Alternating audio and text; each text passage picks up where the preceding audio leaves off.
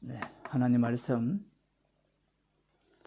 창세기 40장 1절에서 23절 말씀입니다. 본문이 좀 길지만 같이 읽도록 하겠습니다. 그 후에 애굽 왕의 술 맡은 자와 떡 굽는 자가 그 주 애굽 왕에게 범죄한지라. 바로가 그 두 간원장 곧 술 맡은 간원장과 떡 굽는 간원장에게 노하여 그들을 시위 대장의 집안에 있는 옥에 가두니 곧 요셉의 갇힌 곳이라. 시위 대장이 요셉으로 그들에게 수종하게 하매 요셉이 그들을 섬겼더라. 그들이 갇힌 지 수일이라. 옥에 갇힌 애굽 왕의 술 맡은 자와 떡 굽는 자 두 사람이 하룻밤에 꿈을 꾸니 각기 몽조가 다르더라. 아침에 요셉이 들어가 보니 그들에게 근심빛이 있는지라.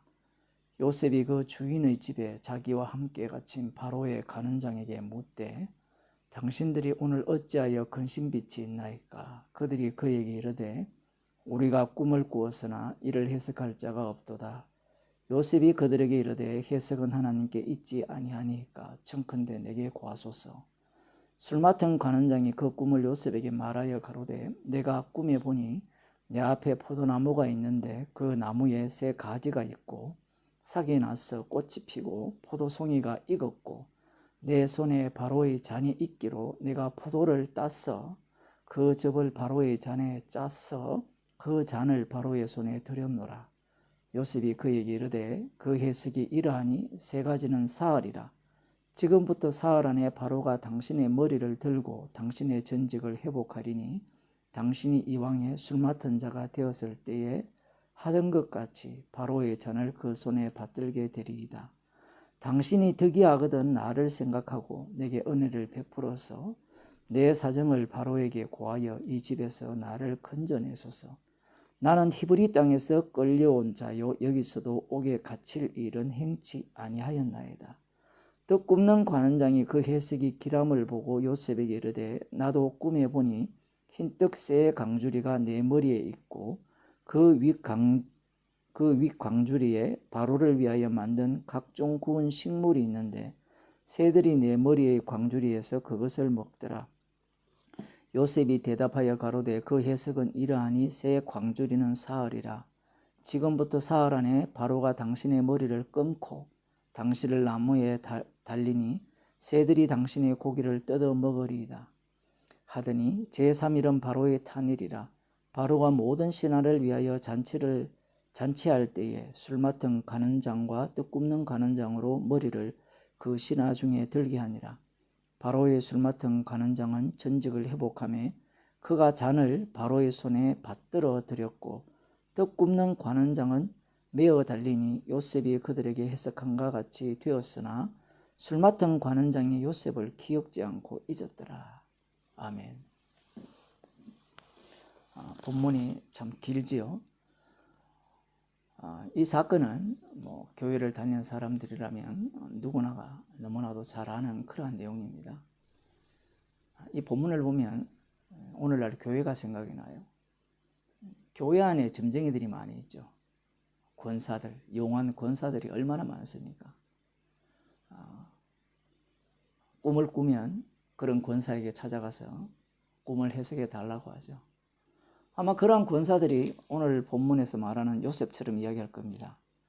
꿈의 해석은 하나님께 있지 아니하냐. 하나님께서 꿈을 해석하게 한다는 거예요.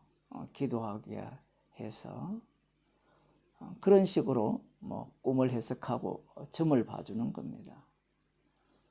오늘 본문이 과연 그러한 행위들을 옹호하고 있는지를 우리들이 살펴봐야 합니다. 요셉이 지금 시위 대장의 집에 있는 그 왕의 제수들이 갇히는 그 감옥에 갇혀 있는 겁니다. 마침 떡 굽는 관원장과 술을 이렇게 하는 술 맡은 관원장 두 사람이 이제 죄인으로 이 감옥에 들어오게 된 겁니다. 이들은 왕의 측근에서 지근거리에서 이렇게 왕을 섬기는 사람들이기 때문에 권세가 상당합니다. 그래서 시위대장이 별도로 요셉에게 이들을 시종들게 했고, 요셉은 열심히 그들을 섬겼습니다. 수일이 지났는데, 우리 성경에는 수일이라 이렇게 되어 있는데, 이 수일이라는 이 단어가 한 해 정도, 해라는 단어도 되거든요. 1년이 지났는지 아무튼 어느 정도의 시간이 흘렀는지는 알 수 없지만, 이 술 맡은 관원장과 떡 굽는 관원장이 한날 한시에 같은 날 밤에 꿈을 꾸었습니다. 아침에 보니까 이들의 안색이 너무 안 좋아요. 그래서 요셉이 이들을 신종 드는 사람이니까 병이 들었는지 무슨 일이 있는지 물어봅니다. 물어보니까 꿈을 꿨는데 우리에게 그 꿈을 해석할 사람이 없다, 이렇게 이야기를 해요. 차라리 이때 꿈는 자는 꿈을 해석하지 않았으면 좋을 뻔했습니다.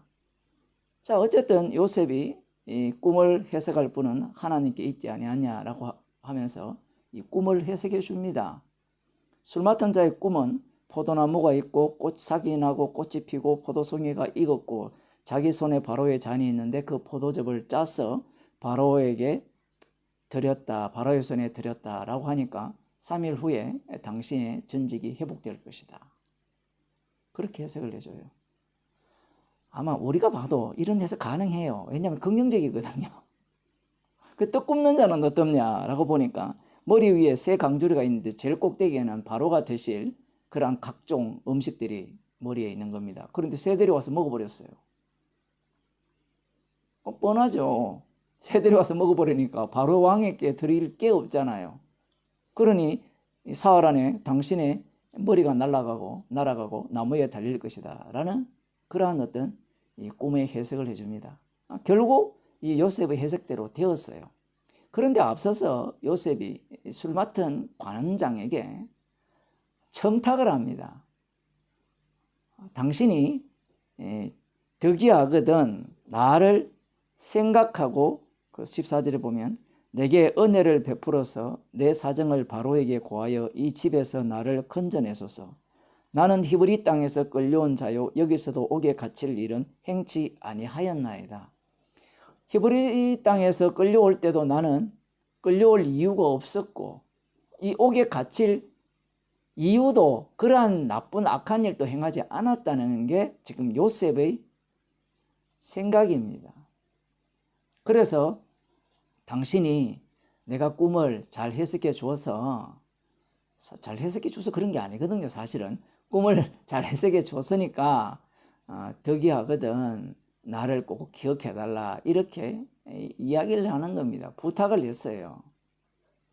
요셉은 지금 이 꿈의 해석이 하나님께 있다라고 말하면서 그 꿈의 해석을 통해서 요셉은 자신의 무장과 자신이 감옥에서 빠져나올 수 있는 그 길을 열어보고자 하는 겁니다. 달리 말하면 자신은 감옥에 갇혀 있으면 안 된다는 거예요. 이게 요셉의 생각입니다. 그런데 어제도 우리가 살펴보았듯이 하나님께서 요셉과 함께 하셨어요. 그러니 요셉은 감옥에 갇혀야 돼요. 그런데 요셉이 지금 오해하는 게 무엇인가 하면 이 요셉이 꾼 꿈 있죠. 그 꿈과 꿈의 해석이 한 세트가 됩니다. 요셉이 어떻게 꿈을 해석하게 되었는지는 여기에 나오지 않습니다. 그러나 하나님께서 요셉에게 꿈을 해석할 능력을 주셨죠. 꿈을 꾸게 하셨고 꿈을 해석할 능력을 주신 겁니다. 그 능력을 언제 줬는지는 몰라요. 지금 오늘 본문 이 술 맡은 관원장과 떡 굽는 관원장이 꿈을 꾸었을 때 하나님께서 주셨을 수도 있는 겁니다. 그런데 이 요셉이 이 자신의 꿈과 꿈의 해석이 한 세트가 되어 있는데 이 꿈이라는 것은 언약과 관련되어 있어요. 그러면 이 꿈과 꿈의 해석은 무엇에 휘말려야 되는가 하면 언약에 휘말려야 돼요. 달리 말하면 요셉이 꾼 꿈이 있죠. 곡식의 10단이 나에게 11단이 절하고 해와 달과 11별이 나에게 절하되이다 라고 할 때 이 꿈에 대한 해석, 꿈에 대한 이해를 사적인 이익으로 이해하면 안 된다는 얘기예요. 달리 말하면 꿈을 해석했을 때 그 해석을 갖고 네 사적으로 뭔가 유익을 얻는, 그 요셉 입장에서는 사적이거든요. 나는 죄가 없기 때문에 감옥에서 나와야 된다는 거예요. 근데 하나님께서는 언약이, 약속이 이룰 때까지 이 감옥에서 이 착고에 차여져 있어야 돼요. 그게 시편에 나옵니다. 요셉은 지금 그걸 모르는 거예요. 그래서 요셉은 지금 이 꿈을 해석하면서 이 꿈의 해석을 자기가 사적으로 이 감옥에서 빠져나오는 용도로 이용하려고 하는 겁니다. 여기에 대해 이 술 맡은 관원장이 전직을 회복했죠. 회복했는데 23절에 보면 술 맡은 관원장이 요셉을 기억지 않고 잊었더라. 40장이 상당히 길잖아요. 상당히 긴데 결론이 이 얘기입니다. 술 맡은 관원장이 요셉을 기억지 않고 잊었더라는 겁니다. 어떻게 이렇게 잊을 수가 있을까요? 우리 같으면 잊을 수가 없잖아요. 정말 용하다라고 하는데 하나님께서 잊게 해버리는 겁니다. 왜냐하면 꿈과 꿈에 대한 해석은 사적 용도가 아니라는 겁니다. 처음 시작할 때 제가 그런 말씀을 드렸죠. 오늘날 교회가 이 꿈을 해석해주고 뭔가 이 점을 봐주는 그러한 권사들이 교회에 가득하다고요. 그들이 그러면 그냥 점을 봅니까? 목사들도 마찬가지죠. 성경 말씀을 갖고 점을 보잖아요. 그 연초가 되면 성경 구절 뽑아서 점 보잖아요. 그 부적을 붙여 놓잖아요. 지금 여기에 대해서 이 하나님께서는 요셉을 지금 완전히 죽여버리는 거예요. 언약은, 말씀은 사적으로 이익을 취득하기 위해서 있는 말씀이 아니라는 겁니다.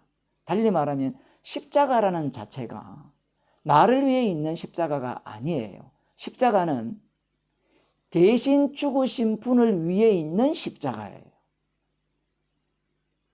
디모데전서 6장을 한번 보겠습니다. 여기에 보면 3절에서 6절까지 조금 읽어드리겠게요. 누구든지 다른 교훈을 하며 바른 말 곧 우리 주 예수 그리스도의 말씀과 경건에 관한 교훈에 창념치 아니하면 저는 교만하여 아무것도 알지 못하고 변론과 언쟁을 좋아하는 자니 이로써 투기와 분쟁과 회방과 악한 생각이 나며 마음이 부패하여지고 진리를 잃어버려 경건을 이익의 재료로 생각하는 자들의 다툼이 일어나느니라. 그러나 지족하는 마음이 있으면 경건이 큰 이익이 되느니라. 이렇게 말씀합니다. 여기에 보면 어떤 말씀이 나오는가 하면 이 경건을 이익의 재료로 생각하는 자들이 있다라는 거예요. 이 경건이 무엇이냐라고 하면 예수 그리스도에 대한 복음이에요. 달리 말하면 십자가 안에 사는 삶이에요. 그 삶의 양상이라는 것은 누가 봐도 뭐 별거 없습니다. 제가 별거 없다고 표현하는 이유가 무엇인가 하면 이 십자가 복음을 전한다든가 기도한다든가 뭐 여러 가지 교회에 봉사한다든가 그러한 내용들이에요. 경건이라는 자체가. 그런데 이들은 지금 이 경건을 이익의 재료로 사용한다라는 사실이에요. 여기에서 이익의 재료가 뭔가 하면 이익이라는 게 돈벌이 한다는 거예요. 이들은 진리를 잃어버린 자라는 겁니다. 진리를 잃어버렸다는 말은 강탈당했다라는 말이거든요. 이게 수동태로도 있어요. 진리를 강탈당했다는 겁니다. 강탈당했다는 것은 원래 진리를 갖고 있다는 거죠. 이런 이야기를 보면 이 예정론을 믿는 사람들은 참 이런 말씀을 읽기가 참 싫을 겁니다. 차라리 알미니안이 더 많죠. 십자가 중심으로 보면 아무런 어려움이 없는데 자기 구원 중심으로 자꾸 보니까 어려운 거예요. 지금 성도가 이 말씀을 읽는 거잖아요. 그 읽으니까 성도는 성도 아닌 자와 성도인 자가 분별이 되죠. 나누어지는 겁니다.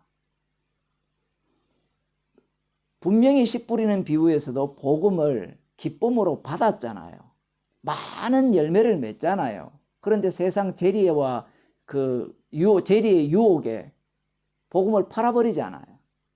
환난과 핍박에서도 복음을 떠나버리지만 마찬가지입니다. 이들이 복음을 들었어요. 가짜 복음 들은 게 아니에요. 어떤 주석들을 보면 다른 복음 전하는 자들이 들어왔다라고 하는데 들어온 게 아니에요. 내부에서 발생한 겁니다. 이들이 참 복음을 들은 거예요. 내부에서 어떤 자들이 발생한 거면 다른 교훈을 가르치기 시작하는 거예요.